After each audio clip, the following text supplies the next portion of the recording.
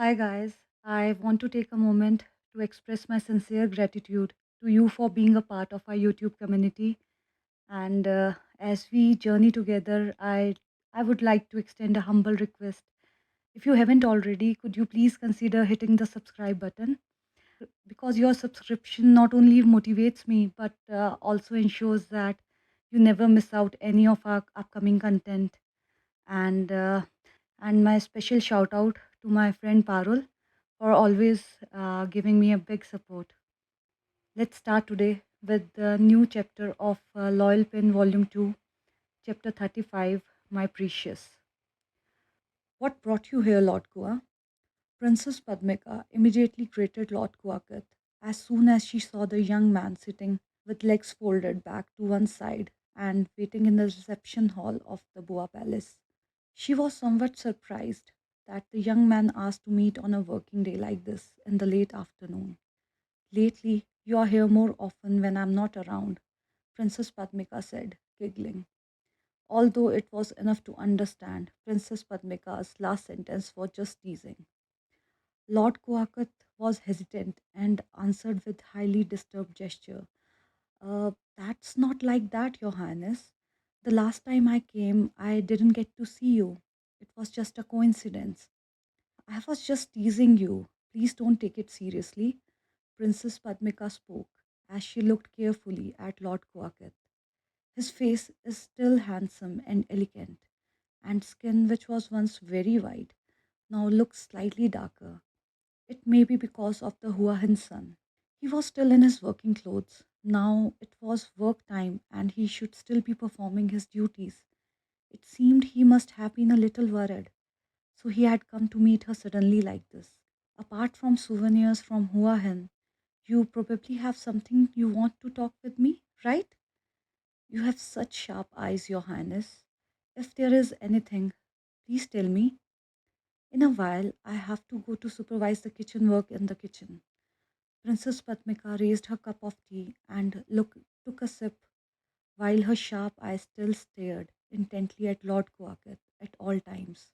I've come about Kunpin, Your Highness, Lord Kuakat said in a soft voice. I would like to ask you. Ask me about what? Princess Padmika repeated. Lord Kuakat still bowed his head. Tell me, Lord Kua, why you're so tardy? Lord Kuakat was afraid of Princess Padmika's low voice. I want to ask you that does Kunpin already have a fiance, Your Highness? How can she? Princess Padmika's face was tense. Where did Lord Kua get that information? I just saw. Lord Kuakat swallowed his saliva difficultly, fearing Princess Padmika's stern voice and sharp eyes.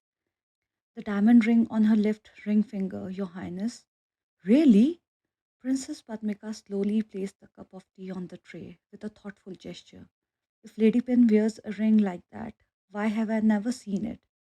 I have never seen it before either. Lord Quacket's voice sounded full of concern. I saw it when we went to Hahin together. On the day of departure, I didn't see Lady Pen wearing any ring. I noticed it on the second day. Really? Your Highness, I would like to come and ask you to make sure about the engagement. I'm sure there's none. If so, I must be the first to know, Princess Padmika said in a decisive voice. As for the ring, Lord Kua, don't panic. It might be Lady Pin's ring that she wants to wear on her left ring finger. I also hope it will be like that, Your Highness. Lord Quacket bowed his head in reverence. By the way, what do you think of Lady Pin? Please tell me so I can understand. I'm very serious with her. And what about Lady Pin's gesture? She doesn't seem to like me. Lord Quacket's voice trailed off. Lady Pin is very heartless. Actually, there is nothing bad about you, Princess Padmika said, muttering softly. However, I don't want to force anyone's feeling. I understand you, Your Highness. I'll do what I can to help Lord Kua. Don't worry. Princess Padmika only spoke to cut the conversation. But Lord Quacket felt that his worries were greatly relieved. The diamond on its platinum body on Plantita's left ring finger is stunning. The more she looks at it, the more she sees the sparkles reflected in the lights and looks so beautiful. Its style is as simple and elegant as a Western design, not having the intricate and delicate patterns that Princess Padmika had seen from the accessories in the palace compound until it was familiar to her eyes. Princess Padmika kept her eyes on the details of the diamond ring on her niece's finger for a long time. Nevertheless, Pelantita didn't seem to know anything. She continued to eat delicious supper at the table with her auntie. It's not like Princess Padmika didn't notice. Since Princess Anil came back to Thailand, Pelantita seems to have come back to life again, like a flower that has withered and received water. Especially after returning from Hua Hin, Pelantita's face became even more cheerful, which on the surface, she looked like a newlywed bride who was still on a sweet honeymoon. Lady Pen? Yes, Auntie. How's this trip to Hua Hin? It's enjoyable, Auntie. I walked on the beach, tried riding a miniature horse, and ate seafood. Riding a horse? Princess Padmika lifted her eyebrows, not liking it at all. Why is it so exciting to play? Just riding along the beach, Auntie. Nothing exciting. Velantita lowered her head and looked at the rice plate, feeling guilty. It's wrong to tell this story to Auntie accidentally. Even so, if you fell off the horse, it wouldn't be much fun.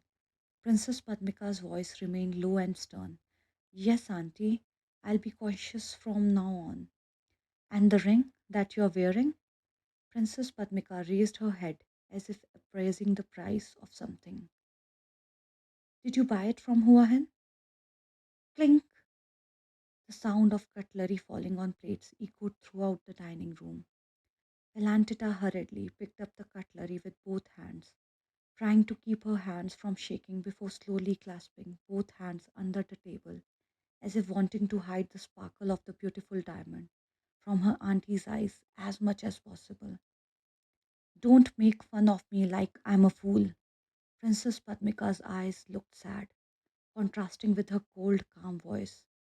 Please answer my question. How did you get that ring? Princess Anel Pelantita kept her head down and stared at her hands while answering Princess Padmika's question. With difficulty, uh, Princess Anel gave it to me. Is that so? Princess Padmika's slender brow frowned. Her sharp eyes narrowed, filled with questions. Yes, Auntie. Pelantita's voice became softer and faint. Given? On what occasion? There's no occasion, Auntie. She just wanted it to give it to me. Pelantita said in a hoarse voice that was so out of tune that her aunt would be incomprehensible. Maybe it is similar to Aunt Elisa giving ruby and diamond jewelry to me. Princess Elisa gave it to you as a 21st birthday present. It was not that there is no special occasion. Princess Padmika sorted through old stories as if wanting to get after her niece. Why would Princess Anil give such a valuable thing to you without any reason? I knew with just one glance that the ring was costly. Why did you accept it so easily without asking? I just don't dare to refuse things from adults, as you always taught me that actually. Princess Anil holds the title of being my youngest aunt. Then it's understandable. Princess Padmika still fixed her sharp eyes on Pelantita's sweet, beautiful, sad face. But why did you choose to wear this ring on your left ring finger? Do you know the meaning of it?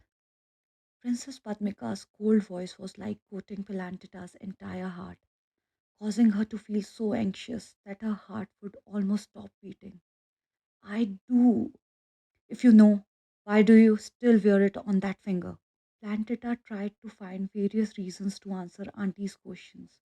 Nevertheless, when not even half a word popped into her head, she could only remain silent like a mute person. Take that ring off and give it to me now. I won't do it. Now you are being stubborn to me. After Auntie's words, Pelantita's thin shoulders trembled uncontrollably. Her countless tears fell onto her two hands clasped in her lap. She suppressed her sobs but couldn't hold them in for long. Finally, Pelantita sobbed unstopped. Princess Padmika was stunned when she saw her niece in such a sensitive moment. She reached out to caress Pilantita's arm in the gentlest gesture possible. For now, Pilantita was no longer the little girl who would willingly embrace her for comfort, as she had so many years ago. If you don't want to take it off, you don't need to. Please stop crying, Lady Pen. Princess Padmika wearily said when she looked and saw Pilantita pursed her lips tightly. As she shook her head while her tears were still streaming down like a rainstorm. Not much different from a spoiled little girl, with such a simple command. Princess Padmika's only niece seemed to relax somehow. She let out a long exhale when she realized that. The reason is that, no matter what, Pilantita refused to take off the diamond ring Princess Anil had given her. Actually, it might be the same reason that Princess Padmika didn't want to take off her gold ring decorated with topaz and diamonds, which she had worn on her right ring finger for more than 20 years. Princess Padmika unconsciously touched the ring that Her Royal Highness had given her. Kunpin? Kunpin? Kunpin? Yes. What do you mean, yes? Princess Anil said, giggling.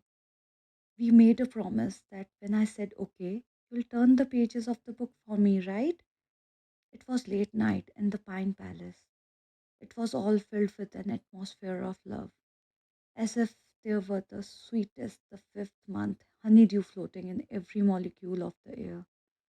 For in Princess Anil's bed at this time, Lady Pilantita leaning on her thin shoulder, even though Princess Anil's right hand held a heavy textbook. Nevertheless, Princess Anil's left hand tightened on the pleading girl's left shoulder, not letting go. I'm sorry, I'm a little distracted, not only distraught. Princess Anil used her hand, which wasn't holding the textbook, to fondly caress Pilantita's raven black hair. Your eyes are also very empty. Are you sleepy? No, Pilantita answered cheerfully. But Princess Anil caught on to some signals. Are you worried about this ring? Princess Anil said, while thoroughly caressing the beautiful diamond on the platinum case before lifting it to kiss softly. As usual. Has anyone noticed yet? Yes. If this ring makes you uncomfortable, you can take it off and keep it, or you can change it to put it on your right ring finger. No, you gave this ring to me. Velantita slowly pulled her hand from Princess Anil's hand and placed it behind her. No matter what, I will never take it off my finger. So that's it for this chapter, and I'll see you tomorrow with next chapter, chapter 36.